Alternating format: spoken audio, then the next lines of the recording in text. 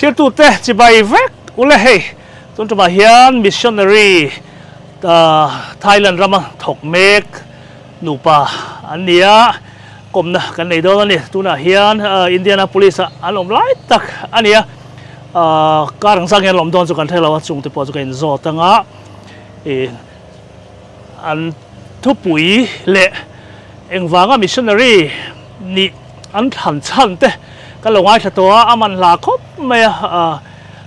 kom lo atan chu kan ui ngoi ni zalina hian kanina kan som na te meron ngai poimo saka an ron kalawa han kan lom em ti kha kan thuma lok ani ole purin marina le pui poli se zalina kan in hei meron ra sak cream mi kan lom ti kan som na te meron ti ro tling sa kan lom tak sa tani ole ti khan ka zot mo mai chema tro mai khai ken chok mai nga missionary chungchang kan soi ma in Mizoram eng chuang in ni ti te so in nu len pa ming te po mian thil ve fe ta ula tro ke hi keng lai do me ro mai ke hi Lalrinmawia ren thlei kania Baptist pastor kania chuan kanu le pa te hi kapa hi Baptist ko khana missionary ni thina tin upa ani boka lalnun tluanga lalnun tluanga ania kanu hi lal nemi ania fapa upa ber kania unau pangazi ga upa ber kania cho nu ber ko soi ven hal me ro ti khan ke hi kaming chu Lalrimpui chang te ani a kapa hi upa silal chungnunga ania kanu hi than kimi aizol chinga venga khian an omvea keima tak hi chu shilonga pianga salian kania ase tu na hian aizolan omveni ka chung te chu ti khan vuan thiro fang zang in nei tu na hian meichia pathum kan neya a upa ber hi Priscilla adot le hi Phoebe adot le hi Joanna pathum chuan nge kha Chicago mi kha graduate Grand Rapids a khanin Michigan a upa ber hi tun kum khana graduate to me graduation mang tur chuan kan local in voi khat na mi USA hi ka lom lom kan lo welcome em se hun top mai ni hey missionary ti atanga kan lo hria dan cheu ni ta missionary na thok mek in ni a ti chuan missionary hi engwanga lut nge ni tuin nge tir cheu ti te eng tiang ko har sa nge ani mi te hi lut vero ma ti mai chi ni em ka soi sei de wal lakanga keima big kapa hi missionary ni ka ti to kha chuan kan no pan lai ka hriat thei tir atangin kan re thei sia thingtlanga kan oma motor hi sang kha zakwa somriat palia ka muchia chumi ma chuan motor kala mungai lowa khatianga re thei de wa thingtlang kan seilena wangkhan missionary ni te tiang ang kha katum lowa mi hausa ni kha katum thinania amaro chu pathianin min kowa izona angin missionary ni turchon ko na anga in ka ria ko na tel lo chuan anna hi tho vengo chi ponin ka helowa amaro chu akowate chuan kan chang venga mani phot chuan ati theina turin aman ruwa mo khatia kha bilo pethina ni ka chang toy thiam lo su ka chan dan ni mai se min ko veni chu no pan lai tangin min ko wa ka changam lova le rol ka ni line min ko le ka changam chuang lova amaro chu college ka kala ka graduate BA result ka nga line chiang takin chanchin thar thil lawila ka chunga pik don sia ti bible chang mang kan min ko ta khata kha chuan ka chang lo ngam talawa ka chang ta volunteer in mission field ka zukala ti hian kan nu hi missionary lo nia mission field a chen alo thok sa to a kan zu in charta ni ta khanin kan in chara chuan anu loka ti to meng kum ni nuwa kan in neya ti chuan mission field a omle tur chuan pathian thu zir kha a tha kan hria da wang khan ka hria da wang khan pathian thu te kan zir vele a tiang chuan pastoral ministry a ka zir zowa ka thok vele a chute ka tholai chuan South East Asia culture ko na a ran pain ka dong le ni chu nấu pan lai trong cái cậu na dong to chang ngam lo tle rol nuat tlangwal kan in nuwa ka chan nuwa full time ka impact to nuwa po khan specific takin Southeast Asia culture ko na kha ka donga chu ero chu kum khat nuwa chau ka chang ngam ni kan nu ka nen kanin bia a hei kat ko na ka dong tlat mai katia ani hi missionary thawania pathian na ko chai ni chuan kan kal mayang katia chuan pathian in kan ko han kal tlangin ti to mayang thopui kan neya serving in mission kan tia SIM te na partnership a thok kan nia ti chuan kan kal ve ta ni ko nai soi khan ngor ko na se i chan chu en tin ngai om en tin nge na tho dan kha i riat cha om bang ko na chang to te na a ko dan kan lo riat thiam theina hey mani a khanin pathian thu kan share te le rongbol la chanchin minan ron soi te khan ka ti turani ti nak a oma tin limsang tong kam devin then khatin nang chu pathian na ko che rongbol turin na ko che din tia minron tong try sak tu hi mi ngmasat kan ya chung te po chuan minon kon aron kon farm thina ni pathian rongbol tura ko kani ti na kha bible atang ania zelina chu ko na hantia khan chanchin tharil lewila ka chunga pikton sia ti ang chi te po tir ko pola tong kamania ma se keima chuan chanchin tha ka ril lo chuan chanchin thalo ko boi pui don ti kha achiang maya chu wang chuan chanchin tha boi pui tur khan ka in pe ani nang ma khan chiang taka han kon farm ni big tha kha in em chu min nia cha chang chuan he chu min nia ka piang thar tiang dau khan pian thar chu sang khat zakwa som kwale paruk ni taing ka September ninga teachers day ya takyan salvation camping kan ti Mizoram chuan khami anga khan ka in lan ve a pathian rongbol turin nungzi turin ka in lan ve a chu ka pian thar ni anga ka thriat chuan ya chanchin tha zo hana bung khat chang som pani tu khan ama mi te na lo kala ama mi te nan lom si lo tu po ama ringa piang ngai engting pathian fatin ni thena tura pe mingring tu te chuti khami bible chang kha ka bible ka pian thana bible chang ania o chuan ko na bi ka chuan December tha sang ka zakwa sum ko pariata khan kan kaloi da ko khan thalai ten trong trai bethel kan tia khati hun lai khan kan neya chuta chuan chongein kan trong trai a chuta ka trong trai na chuan pathian ko na ha ka chang pe ta ni chanchin tha thil lawila ti bible chang mang khan ole ro pe nu ber kan zot veng o ni china pa beron soyang khan i lo om sa diam to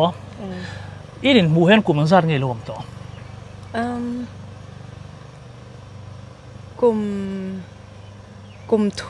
kum ni ka thok to ma se kum khat khak ngaro kum ni thum bor vel ti mai tro chiang chiang har to don on ya MA ta kazir le mo akar la ka han Thailand ai zira ni lo India khami ka om lo lai tak khan alo kala ma se chu kan ka zuk chok khan alo om le to ani chu kaushanin le khazir khamin phal sakawangin chuan missionary ini ma khan zirte tui thok tro college a khan thokem ai ka missionary kani khan kum som pakwa vel chau kania chu BA result ka nga lai hian kanu hianin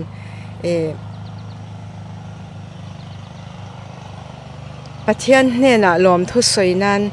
mission field da hian ka unen khan in pui ve du lom ni atia chon he short termer ang khan thathum lek zok pui tur khan kan zuk kala ama in pathian ko na hino pangte kani line ka lo dong to khami thathum lek ka zok pui chung khan pathian hian chiang takin aron confirm ni in ka sha chuta tang chon ka ril ro ka siama BA ka pass lema hian ka kal ngal missionary turin ani chole ko na dong lo hian lo thok ta ni la eng ange I toy ring ho viau mai ang nge nia ro pui nang chin zong kha ke chu he mina ประเทศนินมินก็ว่าจุกระริลรัวอรอนอมตลุตาจุมิไบเบิลจังจุอะไรเทแล้วที่อังจีฮิกันในเวลว่าประเทศอินมีซงก็ว่าจุดตาจวนนินเกฮิกระดูจวนกระช่างเทนี่ค่ะมีก็นักดิค่ะกระทิงโดนเราตัดยางกระเสียกันแล้วเราปังบอกเสียมเกมาจอกค่ะกระจงใจจันตินกระชิงเชียแล้วป่ะmissionary นี่เวฮิกระดูอันนี้ที่อินใช้งามาจัดกระจงใจประเทศนี่แหละค่ะกระดิลจอกจุดยาเกาลุยอังค่ะกันในแล้วเนี่ยจ้ะอันนี้ส่วนเองว่าง่ะไทยแลนด์เคราะห์กัลเงินนี่จูpastor pastor kan nilai hian oiwe missionary pakhat athia an vuina kava income ve ta chuanin Southeast Asia an hanjin lai vela athil mu kha ziak chuaka atopa khanin Southeast Asia ke mani melangpu chanchin tha mamo an tamzia te thingbul lungbul bia buddhist buddha milem ma chibai an buk thin ti te thalai te u in pen chuak don lom ni tiang deuh khan atop na khana zia ka khami ka chir khan ka thin lunga hedin alo ni mo helaya zorama chon ring du le du lo kanin zirtira khilaya la helo anom chuan lalpa it atul ni phot chon min tir vero tin khami zana tang khan ka tong trai ta kum khat chung vel chu are lovin khami kha tong trai na kha ka nei ve ni chu ni china min zo na ang tho khan calling ko na tia kha nin ka ria re to sela chuanin ko na apo khangai lowang ma se re thei lowa ti chuan ram big po ka soi chuang lo chuti lai chuan Southeast Asia ti khanin China te Vietnam Cambodia Thailand te khang ho kha tlemin kan focus te bi ka ti chuan khatia kan tong trai reng lai khanin advertisement aron chuak ta missionary turat andu thu kha cross culture mission foreign mission antia chu kannu net kannu ka bia hei ka dil ve do nia foreigner mission rong bol na konga in hong hlau maya hei kum khat chuang kan tong trai to ve bok nen pathian min ko na nin ka ria ka tia ti chuan Thailand a konga in hong ta chu ta chuan min la a kan ko khan khanin chuan missionary tura min la ka wang khan Thailand kal turin min tir ke mani du thlan na poni chuang lo a thai hrim ni lawin ke ni chuan Southeast Asia tok kha feel all feel all kha ta chuan enge hei Thailand han kum engzat mai dom to tu nai sang ni som pahnia kan lu tamo chuan kum som pathum som pali na tur rai le ta le mai mo in fa het piang manem in fa te berกันไปไล่คันกันแข่งชาวมารอจูวีซ่าข้าบวยมาข้างไล่คันกันในหลักหล่อไล่คันกันวีซ่าแต่ข้าตอบไปแล้วนะว่ากันเขาดูเต็นอินเดียเวลตาวันในตัวคันเป็นแอดไวซ์จนขัดทุ่มมันนี่กันเราเล็ดเลยเนี่ยจะกันวันในสักกันอันนี้เฮียงถกบ่มมุตตาอันนี้ส่วนอินทิงประเทศทวินวาริลดานเบียกอินะเงี้ยนี่อินะอินช่วยลูดเงี้ยอินทิงเทมดานกัดเทนติร์คานอันนาข้าทงฮัลเทโลนี่จูอาจารย์จูทราบตรงกันเทียมหรือว่าเกนินอันตรงกันเทียมหรือว่าสักก็ชุงตรงจิรน้ำมันกันทบปุย mission organization กัน OMF กันที่ overseas missionary fellowship จูมีแต่ชวน language school เนี่ยแต่ชวนกันว่าตบนี่ตินดาร์การงาอาจารย์ดาร์การเรียดตรงกันจิรตบนี่Thailand ตรงไทยตรงค่ะไทยตรงกันจิรมบปะจวนจุมินัวสักวัวกันนูกันนาตูร์มุนทิ้งกลางอาคารกันตาจวนรองบอลนักข้าบุลกันจันไม่เทลวะอาจารย์จูตรงบกค่ะโมกันเทียมลวะจูวังจวนโคชูอาคารนี้ทิลกันตีเวทีอังค่ะกันวัดตีเวนี่จูเบรินะดำโลเต้นจวนกันวัดโลจวนสกุลกันนูปะเห็นกันว่าอินวอลันเทียร์สกุลEnglish teacher อันเรามาโมเสียที่ขานิน English แต่กันว่าจิรตีระที่ขานินกันเทียมอังคันเทียนะกันว่าเสียมพอตัดจุมินหัวโอยปะเทียนทุสอยค่ะกันเสียมเนี่ยตารมิดreading class te kha kan leya man tlom deuh kha chuan thingtlang kan vakenga putar le putar ho kha kan bun chin tira chuan a chiar tur pathian thu kha kan pe bok nga lamo ti khan keima ni thiam ang khan kan chanchin tha kha kan va introduce ve ni chu an lo hria thiam theinan amaro chu tianga kan ti atang chuan tu ma kha convert po kan nei chuang lowa ase kan ti thei kan thiam chun kha chu dam lowan oma watong trai tele kan thiam anga lal iswa chanchin va soi khania chuan tong te kha kan lo improve ve deuh dewa chuan atopa chuan mel riat te kan lo nei tama an khotlang khoi tu tele tin kimani khan thai nupa thopui kan neya an ni tenen kha football ministry te no pang ministry te kan tia football te kan khel puya no pang ho art le craft te ti puya kan nu hian kan in kha no pang ho in khel na muna kan chantir ani mai an ron lut dengan du huna an katiang khan enge ni eng ti zong po chanchin tha kan thil theina tur khang kan in hong ve ni ma se kum khat ave me kha chon tlem chona ha thak kan ti ve boundary om lowa ti me an du huna ron lu ta du huna an ron chua ka ti khan chanchin tha han thil in pathian tu an soi tak donila an ron kal thale du che lo ve bok nen khan an do ve deuem Christian na do wang hian om alang sar tak chon tu ma hian min do lem lo hai in vawe mo han in ti ang chu maro chu an tu le an fa te kan bula local thin te kha then kha chon an phal lo then kha te ro chuan an enkol pe lo wangin kan bula ron da kha puyan ti mi lo wa ma se pathian thu tak kan soi dona ai decision ten han siam don me kha chuan an phal lo rong kaltir to lo mak khan ve so missionary in ni tian thiam ria in khil wang achan chu kan work permit kan e keima hian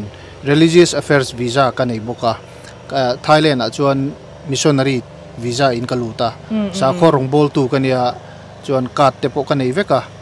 chuan khawang khanin khoi mun apo khan khatia open dewa soi lo kha tha kan tia aru garala thil ti ai khan e open country ni thowang khan missionary kan ni kan tia nu le pa te chuan an threvek ale chon chumi kami technique kha in lamang char ti lang e kum tam tak chung chuan en tinge ma son rabi tlem hatia han konvat da lang chi kha nang mani lama tang training a khan in zir thau tur ka nga ya eng tenge man technique man chu pathian khongai na zara ko shan te kan han nei ve ta ka kha chuan tin ke ni om reng tur kan ni lo wang khan a om chun an thiam mo thiam lo mo ko shan shoi tu ta na cher kha an ngai ta khata khan training chi sang hey an peta mo chu a lay leader so zir tur theological education by extension ti ang chi te le keima ni khanin evangelism an vati ve outreach an vakala bible chang an va share tur te bible than thu alem hanga an va soi tur te khatyang chi kha ni lai ni piang hian kan kal khoma anternan than thu kha han soi ma sapatanga aman picture nan khan chan pakhat te ten anin ti choka chu kan in thena te khan veng kalna tur te kha kan in sema chu tiang te mo chan anhuwa chuanin klema ati tlak deu te kha chu mi baptisma chantir dan te khatyang kha anjir tir chan tuna te phei chuanin hey me che ho hi ke man enge training te kan nei pui ve mo and trust training kan te bible study hey Mizoram kan ti dana thu soi pulpit atanga thu soi tur ang chi hi chuanin train tur hian om manglawa chuwang chuanin olte te a an lo thut khom ve a bible study te an lo ti na tur ang chi te kha kan train ve ni chu chi sang thil dang saibel turin ne ministry approach engani vat chanchin thawa hil theina tur khan approach sang kan mang ve thowa chu football ministry te tin medical free medical clinic te kan tiamo kha chuan doctor christian doctor te le nurse te kan thuaya ti khan dam doi te kan sema pathian thu kan soya chuan skula khan kan zirtir boka skula kan zirtir kha a that ve na chu Christmas alo thleng dona December ni khata tanga hian Christmas in mangtan to mai khilai chuan tikhan sikul ho khanin Christian kan ni tian thria da wang khanin an ma ni skula Christmas man pui tur ten program ba organize tur te khan min du ta khang tiang ata te khanin pathian tu soina chu kan nei ta tikhan mi tam ta khanin Christian kan ni ti khan thria tin khatia ring tu tlem te kan nei ve te kha kan mang tang ka yamo ke ma ni na kan ti a kan va zon chu ai ma hian an ma nin an lon som lu hian tam zok kan approach to come and see ka asap tong han mang ve khang langila local ula en te uti ang deu chi kha kan mang na sa tuna ri chuan tuna hian khatia an lon experience nu khan vocal chok ula in thil mu le in thil ton te hi va soi ver u tin kan training kha kan lo petani tong try da na tangin simple theyang berin choi dona tong try jing tholi ma tong try mu don na tong try dan kan ziak chuak to pakan pe top achan chu an tong try ngai lo wang khan tong try kan zir tir phota chu in pa pathian hi biak the ania pui thiam te ni lovin nangma ni pon in be thei ti kha buddhist background an ni wang khan mo an ma ni khan pathian an be thei ti kha kan zir tir phota chuan pat a thei chuan bible cheer chuan kan nuina soyang chi bible study dan ka inductive bible study kan tia participatory mi pakhatina thu wa soi teu lowa zona siama kha soi ho ang chi kha khatiang kha atopa engtin nge kan thil zir kha tunkar chungin atakin kan manang ti khan kan khar top ta thin ta kan local khom le masak bera khan karma sa kan zira tang khan enge atakin in man ti ang kha kan in zot ta thina chu a hlok kan ti khopin ka ria keima ni experience a chuan ale zo ti kha in thok char char ta in na kha chenang lo ang tro in nupa pon na enge mo in rang kha chen thok anga in chu ta chuan entinge sum lak lu kha ran pa hian phal sak chawem entinan khami thok thosi pon lama tanga na tho ang chi te kha an phal sak ve chawem phalo lama achan chu khami sa khop RA visa kan ti religious affairs visa khan lo lak the ni lo mo chuan kan nu hi dependent visa ania ani khan na thok theilo work permit nei lo a ran pain chuwang chuanin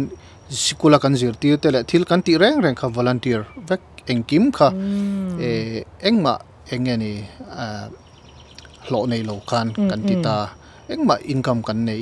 kha thiang lo wa sarkar dana rim po tin ke mani ko khan kan mintir chuak tu ko khan tele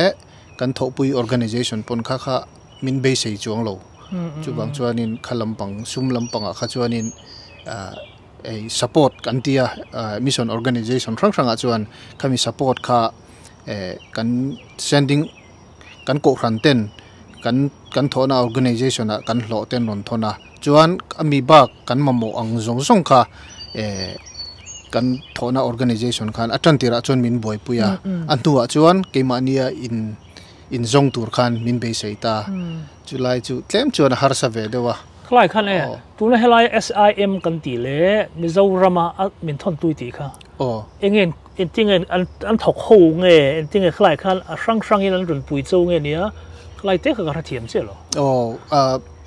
SIM le Mizoram ko rang khi kan partnership in kan thoka keni baptist ko ran te Mizoram Presbyterian ko ran te le ECM mara lampang mo le chuan LEKBK Lairam Iso Krista Baptist ko ran te chumi ko ran lian pali chuan missionary hi SIM kal tangin kan tir chuak ve trawani chuta kan ti dan tlang pui chu kan salary ti la kan le intur ti to mayang kan lo kha Mizoram kan omlaya pastor lo ani mo missionary lo kha angai khan SIM anon chung luta chu ke mani le in na tan te kan thom no le na tur te khania ba ka khanin in lo man na lo nga ya no pang zirna no fanei ta tan tin trong zirna man alo oma chuan visa le work permit man kha kum anga ya chuan zinve wa na kan ministry course ministry fund anti boka khang kha ngai bok ta ni chu ko khan te khan min pek thei to lo wang khanin kan tho pui organization te khanin khang ho kha organization poisa tang khan min pek sakta mo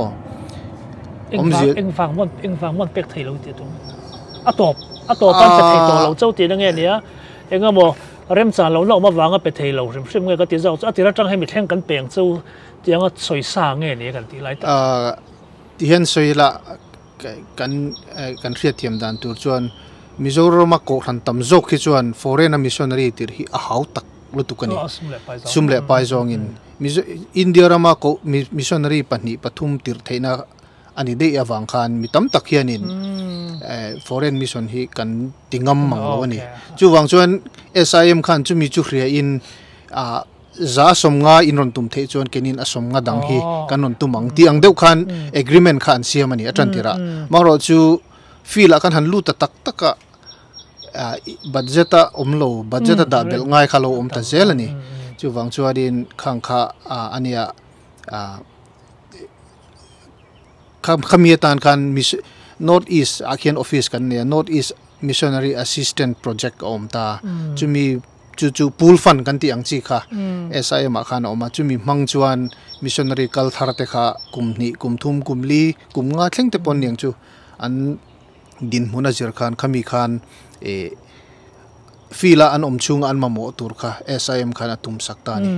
chu ti ni lo sela chuan ko ran chom ringot ni taila kan ho to ang a thailo sum le pai sen so kha tam lu tu ka kan ko ran na min pek chin te le Mizoram ko ran na min pek chin ang kha chu atam tham lowa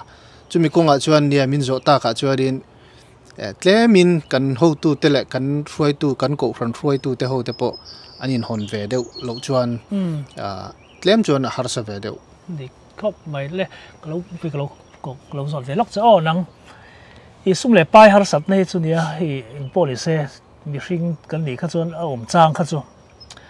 amar chu in kalman kha tiang em ka sin ring lo tura kan nga ya han chat thok ang si te mo amar chu khan tiang ai ham in han om thut khan sum le pai mamo le na tur khopo om lo chang te khom don ne nu ber din mula for now en kol ngai khata khan en ting e om lalpa rong bol he tiang tur he mi tiang emo kan ton tur hrim ani iti nge khata khan en ting nge i tal chua dan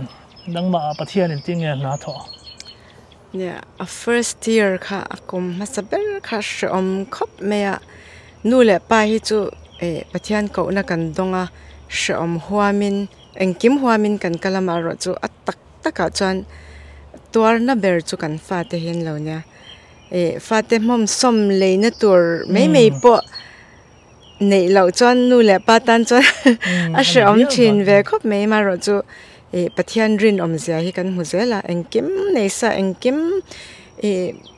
har sat na tok lo chu ni ila tiang em khan pathian au po kan pe lawang ti ang tur khop khan kan han om ve mo chu pathian hianin a hun taka hian tlai lo hian kan mamo himin pezela kan soi chena pathian hi atlai ngai si lawang atinge ha dam deuh hian kan om lo kan te anga chung hi kan lo ha lu tok chena ho kan le mei lo ani ti rum chang te kha kan nei ve fate abik takin school kalna tur ten han nei lawa mo ten sum le pa ya o kan han har sa em tin kan mang thiam che lo hei poisa in thlau lu to kha nu chuan kan in adjust ve a thau veu mi India nen India cheng khateng sar ngian ni lama India cheng khathi an duli ai na tlem ani chu India poisa cheng za hi cheng somli le paru Thai ba tin mo ani mo an thlau ve tro bin chuang en lu ni mo kha kan in adjust lock thiam bik lo wang te ponia mo kan nge ka ti zau adjust thiam lo chu kan mang pur zok iti na nge chu an poisa in che lo lei tam thei ta sia chu lama zok le tam thei lo lu to ka o cha chen ve la hanin kan poisa hi azo zel chena kan savings tlem te kan nei ve ang te kha kan lak chwa bela ma se kha chu adai re lo khopa maro chu te khanin pathian khanin กันมาหมอกข้ามินเปเวเซแล้วนี่ไหมสวยดอนจวนตำลุตแล้วตัวก็อีที่เราวันเราก็จะลองเจ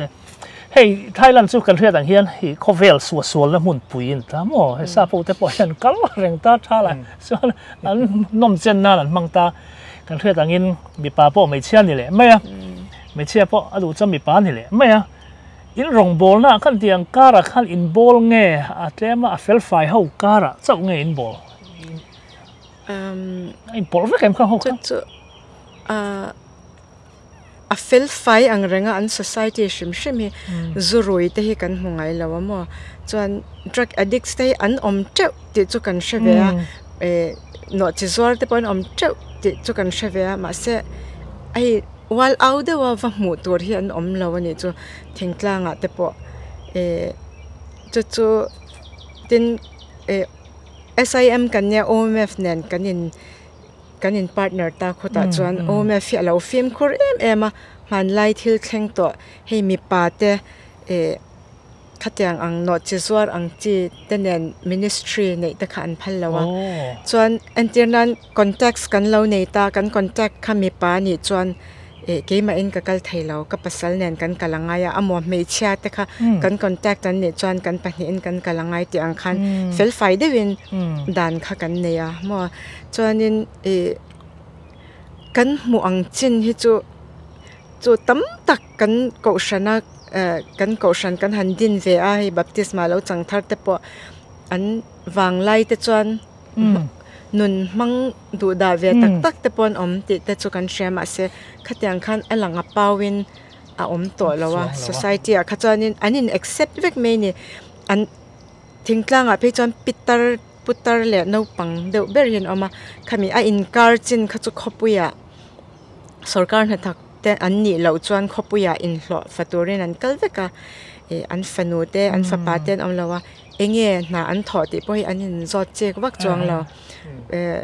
na chadeu thok khachan an ranin sei me ya chutiang na chu ka thok ka chutiang na an soi lem lo khachan va zo thoi po kha kan du bik chuang lo ke mani pan he ra khata kan lo hriat da hian mi pat mai chiat na hen an ni khwa lo lut tuk anga kan soi hi adikem du in mut pui ti lem lo anga kan he ra khata kan lo ngai da ni ta mo tin khovela an lar boka no che zor na mun pui kan ti mai ta nang ni amuna omin nia in tin nge kan rin ang hi an niem soi ang khan khalam kha chu kan va mu thok lawa amai ro chu kan mu thei chu broken family sen tam em amo mi pa hi tle ma nei deu chuan mei hi an nei deu fek an en kol thei chung chuan kha mei chatam tak chuan an pom me a hai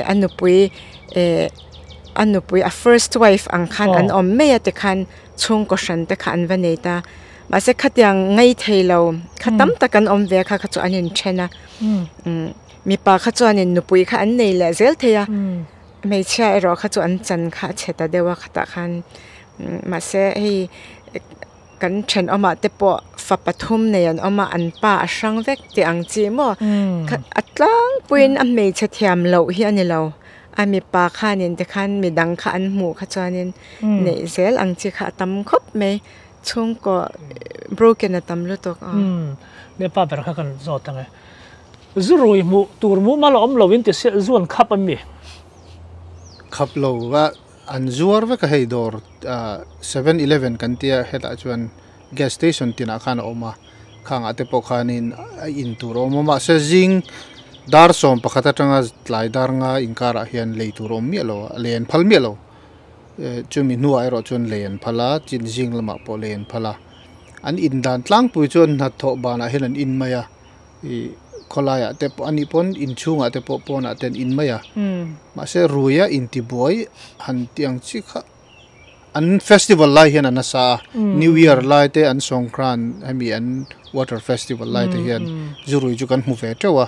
an rui ni hi ti tur kha chu an ma se ti lawa chuan normal day hemi ni tina ei jong tele tiang ho chu an rui bengcheng ve lem lo zu ina ti chiat ang chi hei thi mat nan man ang chi the an mani record an om ve rem an tam khop mai chu ti jong chuan a chan chu hemi local zoo hi atlo mo a pek te hian oma cheng man poi oma che tiang tiat le khan no oma kha an va pek zoka ti khan chu wang chu atlo me wang hianin an in tama ma se an local zoo hemi rice beer an ti ang chi ho hi a strong lu tu kani a chak lu tu ka thin thalo an nei tlang pui khami in ho khan enge ni an man kan threlowa a zoo a thavak lo chu wang chuanin mi pa thin thalo nei mo thin cancer tiang chi le tiang kha an tama an thi ma pha ve trau mai ni tak chu he tun hen rong in la bol ta in an hong ha ti chuan tin nge rong bol chun som zel min tum eng tiang reng nge om nge in tum lang ma ni hen contract ang chi hen om ve nge in ti dan ke ni ho a hianin kan ril ruing nget chur maya kan ho tu ten ke ma ni min tir tu ko khan hian min ko let te ni lo chuan in son po hi kan tum lem lowa a chan chu tong pakhat zir le culture pakhat zir chung ru thi are em maya tong dang han zir le tur chuan ke ni chuan kanin huam che to lowa a tuna po hian hei kan la zir renga ni tin deuh tho hian ka riat thar bel te kan nei renga tin thai tong te poi tong ol takalo ni lem lowa kha le chen kan lo zir ve to le kan lo experience ve to kha han mang thei lo han om kha chu kan ui ve deuh le ka mo dewan ho sang chu ro ni dong tak amara chu ko min ko tuin mun danga min ko ta ni ero chuan kha chu thuran ni se tin min tir tu ko ran te le an organization ten thil danga helam panga hen kan mo chu wan ti ni chuan kha chu thuran ni se ani lo chuan om reng chu kan la du ve lom om trim tro ka pai to lo han ti mai po he wa sina chuan ani thei lo wa hey missionary in thona hian mi zo tong in mang mia ta lo ti na me ku ta inom chung hen kan nu pa hen kan manga kan ti ma hen mi zo pakhat manom lova kan Thailand bi ka chuan kan state trim ma po north east anga po tu manom lova in vat om na mun kha nge ming le khu ming le state kha nge Udon Thani province ani mo chu state Thailand a chon state ang anita Mizoram tiat vel hi ni ve ma se ke ma ni chung ko che hi not is atangin pani kan oma naga pakhat chon ke ani hi SIM lo man thoka chon ke ni po ni thoi ma se mizo tong man pui tur chu kan nei lem lo Thailand so eng tianga zaw nge ni Mizoram let eng zal vel nge ni rin kalau ra chiang mi alo Burma ai ka son thlem khan lian dok tro lian de wang Mizoram zong en chui tai la hria thiam ol turin let som ni thingam ai na tamang achan chu kan omna province runga ta po khianin mihring omzat le a zaw zong te khianin Mizoram let engmo za chu ni ka soi thiam chi lo zaw chu not is pumpui ai ma pon la zaw ni ta so da chong Christian kha person ang zat vel ngel Catholic ten and here in 1.1 angin kanin chu ta hle mai mo chuan Catholic hotel lo pay chuan 0.77 angel ani atam dare nge eng sa khuang nge Buddhist sa ko betu nia za zela som ko le pathum velan nia mo chuan adot le hen Muslim hi anoma Muslim hen tamang rek viewa south hemi Malaysia border lama kwan Muslim community an lian view in ngei lo angin om ve thoi man ni sa Buddhist leng lo le hen anin ngei baklo south lampanga pe chuan anin do renga mo asa khua angzong te pon nianga politically te pon ni thowa independence te kan an du ve an khel ve mo an ma ni ram big ni turin independent suala mo a Muslim ho chuan south lampanga khuan ani chon ral thum te pon ne bom te an mang ve ti khan an violent ve ang reng view ni tak chu hlom ni chu he tian in rongbol chunga in convert ang chi te piang thar ta ho hi han soi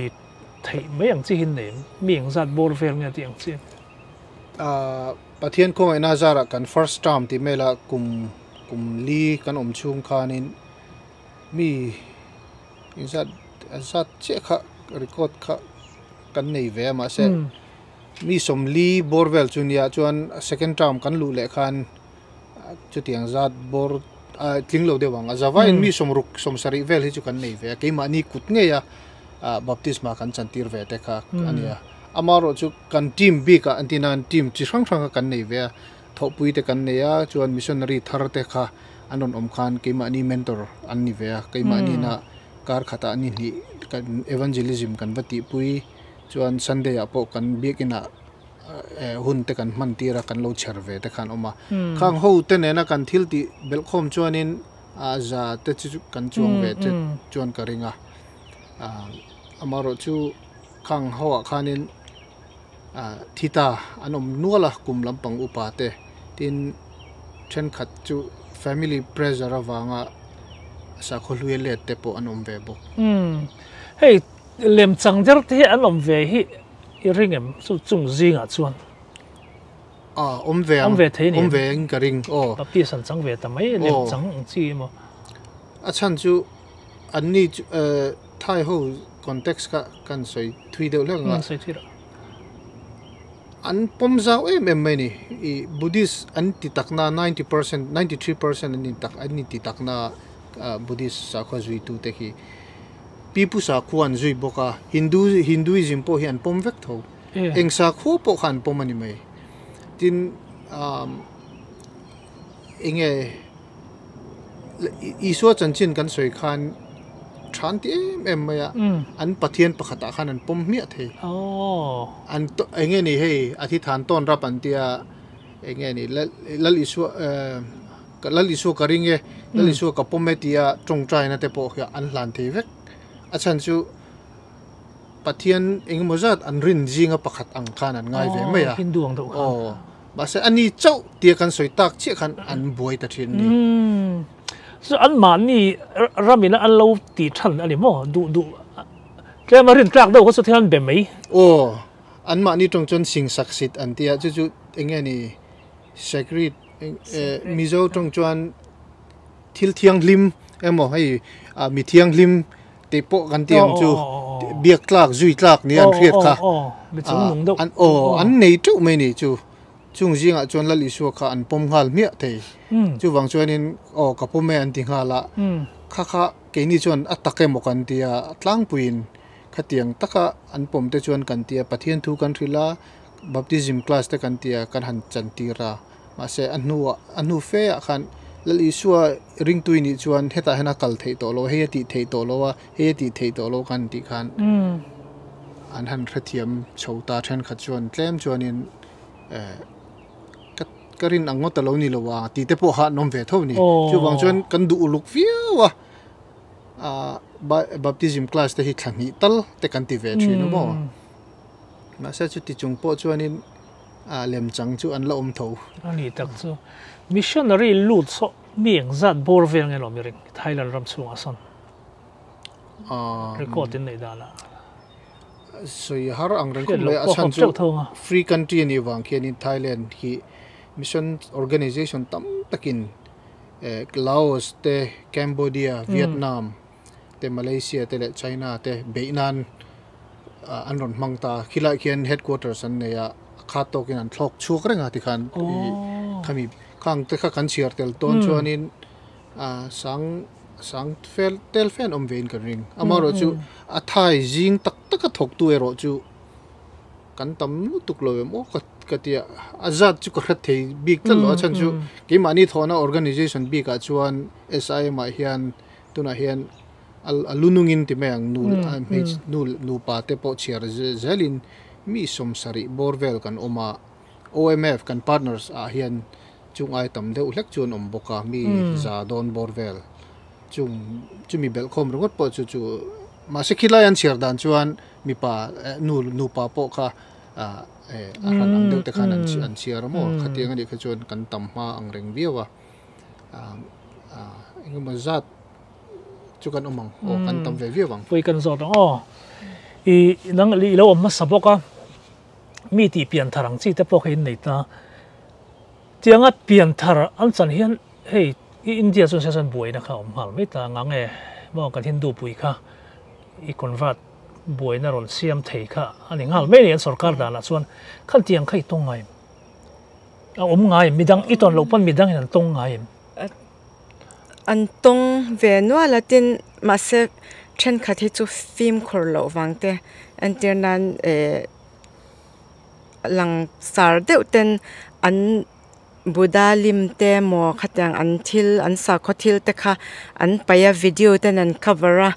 khatyang anga te khan police ten an thon ho mak te khan ve mo chuan ve khat chu kan pitar tar ve to lutok ring thar hi kan neya chu chuanin mi thi ina khan alo vakala cheng som ni kha pedua a mi thi chung te kha chân cheng som nga tlang chau kha nei sia hei som ni ka pedon jan ke na kir ka lo la anga tia an pui thiam ten an cham pual lai khan za vak lo he alan dan za vak lo khan khoi ka cheng som thum kha me lo pedle dro lo fatia kha an ho me Christian ho chuanin hei khatyanga po khan an ron tel du to lo min za lo kan pui thiam ten za lo ti ang vel te khan an lo boy ve lai lai chu me kho a chuan se khatya khami ba kha chu eng an khami wang khanin hei mithin om hian thlan mual an nei ve lo wa tempula khan in hal na kha umta khami an in hal na te po kha in mang ve thelo wang ten ron tia vauna ang deu khan ron tok ve ni chumo ma se kan valenga kan va soifia kha chu ei thila riat fu lo wanga nia tin an ni hi kumlam upato nia thil chinchang riat lo wanga ni in tong trai lai le thil hun poimo in man lai ti alo hrelo wa alon kalani te kan vatia tikhan kan va khatia thatle that in chua wa in soi kha chuan in an lo hra thiam ve thowa ma se an reaction kha chu an ve khop mai Christian te chu emi chen ni that ni fan kan ti ang chi kha om ve khang po khan kan khonin ni to lowanga chuan in lo thi po in temple property in mang thei lowang ti kha an reaction must ber chu ne mo hey an culture hian ko le he in an na to om tro per misnel tin an culture he atlak pu an polite ti te kalo thina ke mani mizo ne na han te khin hian eng ang hinge an mani culture hian mizo te hian copy veila iti ang chi te inem eng ang hinge moi iti mi chan pui hi an in pe khop me a in lawa nge thil dang po eng kima entirnan hei mi khwal te kan lo nya chumi te in chu khoya nge te lo te taila so khalai khan kala a in pathom na han ti mei ai khan a mun thlenga min va shrai thlap ang chi te tin ruk ti te hatia ang hi mu tor hi a om vak lo theng tlanga chuan mo hei kan kaltir kha chuan India tanga kal te kan lo nya paisa te ka da film khor kong khar te po kal deu thlap tuk ber te a top lama kha chuan in hei kan in khatin in khom te khan ron oma ka paisa bag te kha chu thang ka da to pa ka boya ka kal kola ni leng in te khan pallet ma se eng ma bo ngai lo thil shim kha tha ka te khop mai an nu na chuan an la rin om ang ranga an polite em boka tin mi hei mi khwal kan ne an ni tan te chuan eng ma hlok na turan nei lawa ma se kan om tir te khan hei chame te min swa liam an fel khop mai min puyan shelo mizo sia le hen ang ve de tho mi he then om ti hain len po tiang ve la hain po vem community hey kha bi khotlang nun ti kha an ngai poimo an in len po tel an in engeni an in tran pui tel tiang chi mo hey bu thar ting ani bu seng te in lom khati ang chi te antinan an pa te khoya mo foreign an na ten lo thoka anon ho te hianin royan thria ti khan kongang local zong khan an ko meya ti khan lo irun tia an nei ang khan share ngal mai mo tiang khan ti big po nei lo khanin an thil phal viawa an zir tur chu kan nei tawin ka ria Christian lo zo kan ni takna abik takin lom ngai na te thi rin omna te khanin an rin om em amaro chu Bangkok te Pattaya te le khemi city chu an nu na dang ve thung ani chu nam rang in polani vain ruk te po om ve tho ni china kan nu ron soya kha entinan emi tourist tamna muna ero chuan an taxi driver te tuk driver te pon an lo bum ve teu tho maro chu an ma ni omna an ma ni hlang omna chuan I ruk te kha chu ti lo top tura an ngai top engang pon let reng ma sela an la lo mak vel em mo tro he in ho anga ti chuan enge lang in enge tho berang ti chuan nu berin enge tho berang ti te kha mian ril le teu in na tho ber tu in roll ber kha enge ni le don ai pathian kho ena zara rural church planting kan tia thingtlang ko khan phuna khan kum riat kum kwa kan oma sang ni le som ni tang khanin missionary te enkol tur khanin regional leader kan nia kan nupa hian kan hnuai hian missionary som ni le pani anom vea province palia hian tuna na kan thok vea so missionary som ni le pali ti tong ha som ni pani nam phrang an nia mo hei USA tang hian an oma chuan Germany tangin an oma Switzerland atangin an omboka Netherlands atangin Philippines atangin an oma chuan Brazil atangin an omboka ram rang pasari atang local khom kan ni kha aneu kha en kol ani taber tro tu na ni deu mai ministry direction entinan an rong bol na turte an na tho dan turte kan enpuya thlathum dana kha engtin nge main sonem engtin nge thak dang lam ngai omem ti te chin kan nu hi language lampanga hianin engeni engtin nge language coach kan tia missionary reng khanin level 3 thleng Paul ruk thleng angani chu thai Paul ruk thleng ang kha pastor angai kan ni ta ni chu mila pas lo ho te kha an tong zir dan tur khoi angen om to hinga hemi level izo chuan hemi hi 80 le don empty anga lo boi pui tu khania chuan exam te kha ape bok thin ta Thailand thai tong kha ani so in the life vel hei tem han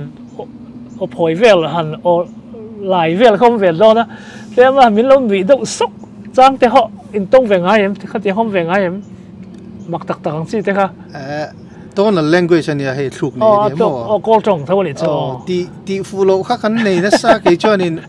ti ang chi te hi mi zo tong kan nei lo hei mui zong na ti ngai ang chi ka ti fu thei lo mo ari danglam na te po ka khet fu lei theilok lo maro chu pathian khongai na zara mi zo te ke ni ho kan beng hi a international ria wa kan lei te po hi mo kan thian te chu hei kum so man om chung po hianin la lam fu thei tlat lo hei pi mi zo ni lo lam dang mo se nam dang lo hi pi sound hi ph vek an ni ta p sound p an ni vek ta khang ti ang chi te k ti te t ti ang chi teng te po an lam thiam lo te khan nei ve thawa khang ti anga khanin ma se an ni chu an fel thai ho chuan min nui ngai lo mo eng ang po in broken nin soi mai la do thei takin min nga ka riat thiam an tuma an riat thiam lo china chuan min zot mai a ma se fiam tu tho na na mang vai khat ma kanom chung hen ka tong dik lo wanga fiam tu tho na na mang kala tong lo wa eng ang po in dik lo po ni se riat thiam tu min thei to pin an ngai thla to pa an riat thiam ngang lo ni chuan min zot ta mo te khan min riat thiam tum khan chumi ko nga chuanin ka fa khop mai ma se hei thai mo min ti chena kha eng tinge thai tong in va thiam lo ve te han shata thai kan ni lo wa kan ti khan chu ti chu in va thiam ve an te eng tinge an mel hi kai nang ve ti na mi zo ho ne hen enge wa so in nang ma mel a khrim khan i yang ve zo ka chu wa nge ne kan in ang ve khop me tam tak thai kan ti ngo per tang hi chu tlang point Chinese an na mo hàng về thôi hết long về thôi hàng về cái mà ni ăn ta cái mà ni ai hàng ta pon tắm về làm anh ấy thật chứ à hey in mình ta khen tiếng anh chứ in mình dâu mình nghe in vào bút à mặc ăn tiệm chứ anh làm tiệm lo mo cho anh hey Lalrinmawia hẳn tí ta khá xây luôn thôi cả à tối thiang phát hiện rina cái tiệm mà sẽ anh trong à chọn thu có ôm zel là vàng khen rina anh thì zel ta à dik thấy rất là va chọn cái nuôi chọn bùi thì khá mong ta bùi thì chú Thai à hay là lâu ôm về vàng khen anh làm bị dik thấy video chú vàng chọn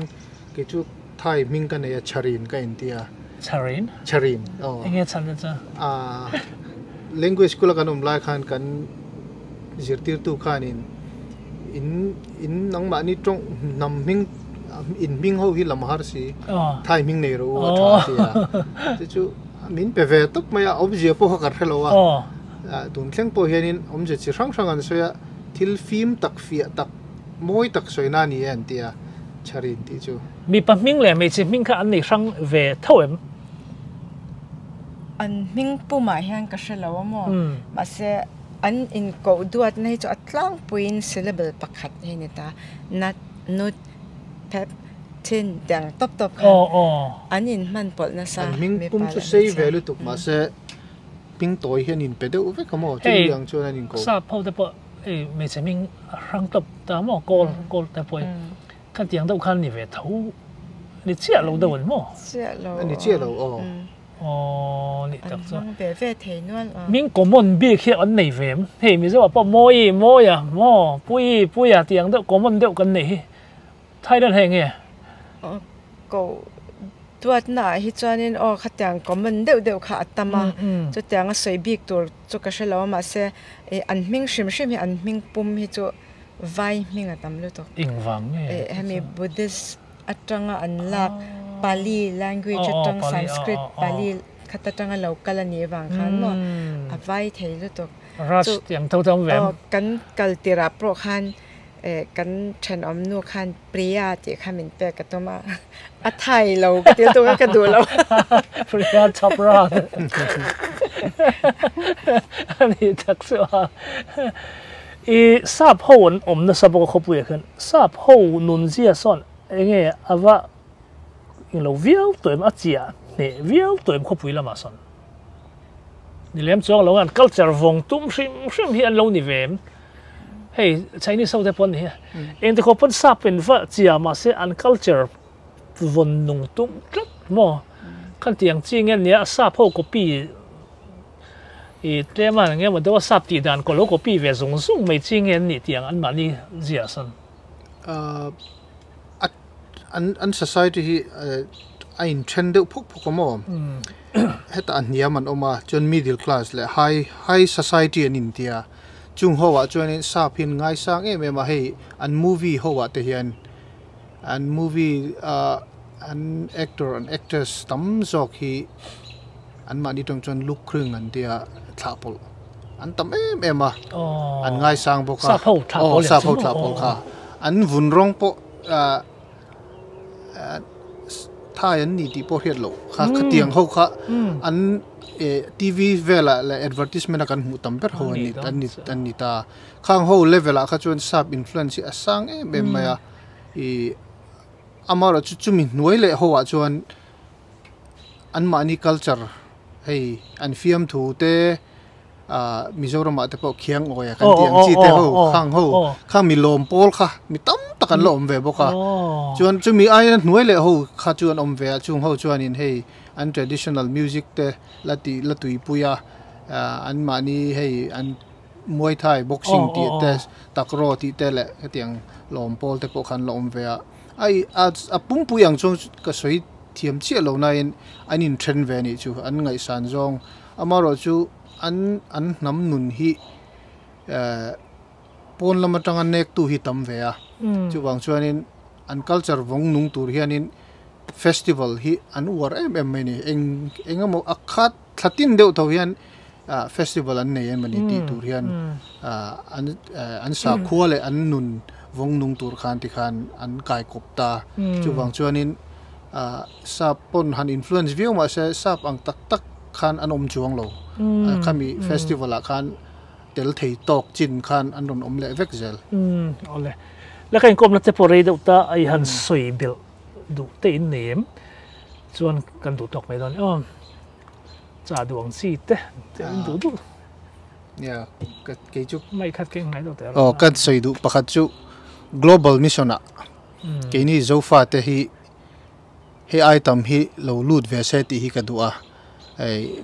min kom chan po kha missionary kan ni ve awanga min kom kan nia kan fin big wang tele kan that bang wang tele inge ni khatiang ni lo khanin khongai rong bol na kan tho ve na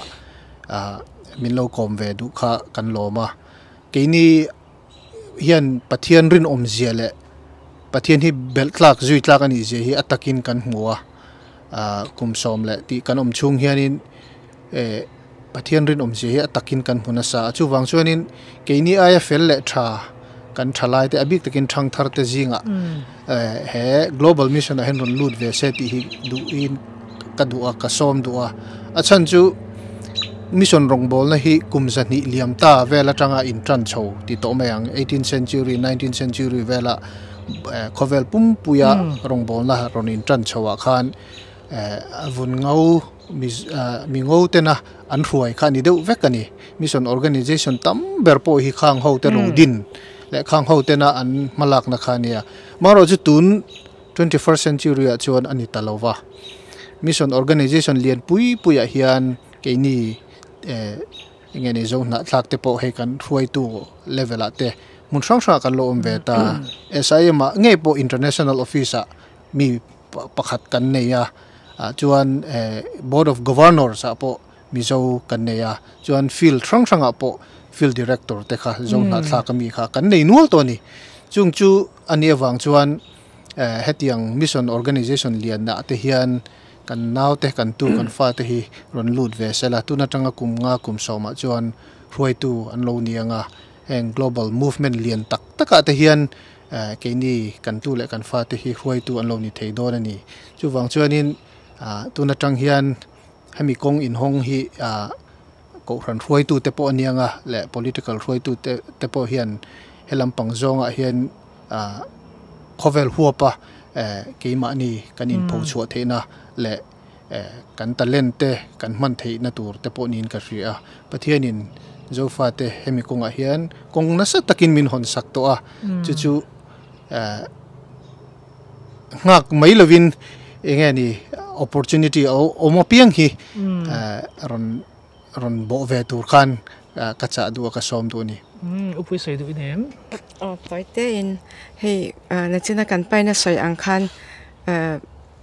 tar zinga le no pang te zinga rong kan lo bol thena peter putar chu